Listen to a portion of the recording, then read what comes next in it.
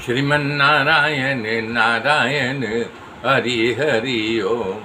श्रीमन्नारायण नारायण हरि हरि ओम। श्रीमन्नारायण नारायण हरि हरि ओम। कह रहे हैं भगवान की प्रेरणा से उस कल्प में राक्षसों का राजा रावण था, जो शूरवीर प्रतापी, जो असुरों में बलवान, अपनी सेना सहित उसी पुरी में रहता था। सबके योग्यता के अनुसार सोने की लंका जो महल थे, जो जैसी योग्यता थी वैसा सबको बांट दिया और सब सुखपूर्वक रहते थे।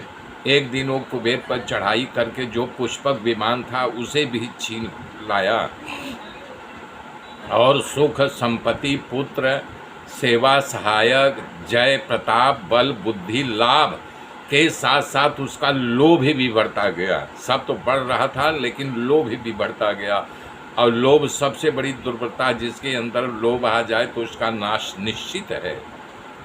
अत्यंत बलवान उसका भाई कुंभकर्ण, जो मदिरा पी करके 6 महीने सोता रहता था, अगर वो हमेशा जगता रहता तो धरती पर सारे जीव जंतुओं को, धरती को वीरान कर देता, उज्जड़ कर देता, कोई धरती पर रहता ही नहीं।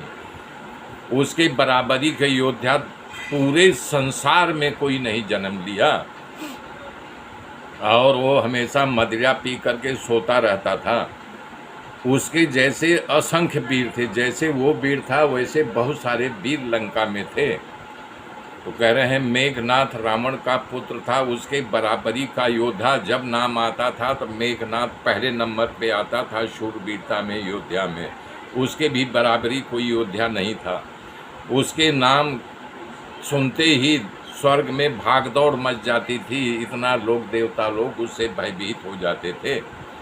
इसके सिवाय दुर्मुख, अंकंपन, वज्रहंता, धूमकेतु, मकराक्ष, अतिकाय आदि अनेक योद्धा थे, जो अकेले ही पूरे संसार को जीत सकते थे।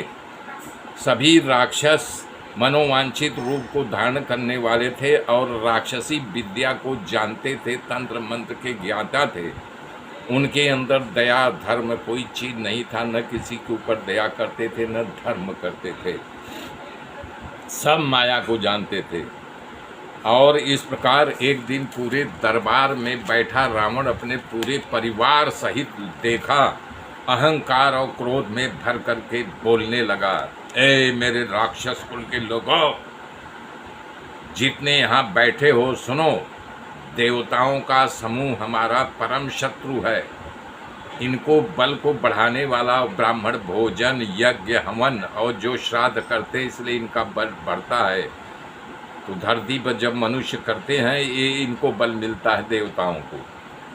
इसलिए जा कर के ये जो धरती पर मनुष्य इतना काम करते हैं कि ब्राह्मण को खिलाते हैं, यज्ञ करते हैं, हवन करते हैं, श्राद्ध, उसमें विघ्न डालो करने ही नहीं पाए, तब देवता लोग भूख से व्याकुल हो जाएंगे, दुर्बल होकर के हमारे पास भागे भागे आएंगे।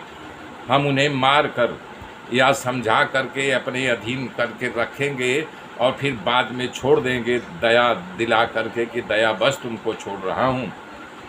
उसके बाद मेघनाथ कर को बुला करके मेघनाथ को देवताओं के खिलाफ चढ़ाया, उत्तेजित किया कि बेटा ये देवता ही हमारे शत्रु हैं, जाओ उन्हें लड़ाई का बड़ा अभिमान है न, उन्हें लड़ाई में जीत करके उन्हें बांध करके ले आओ।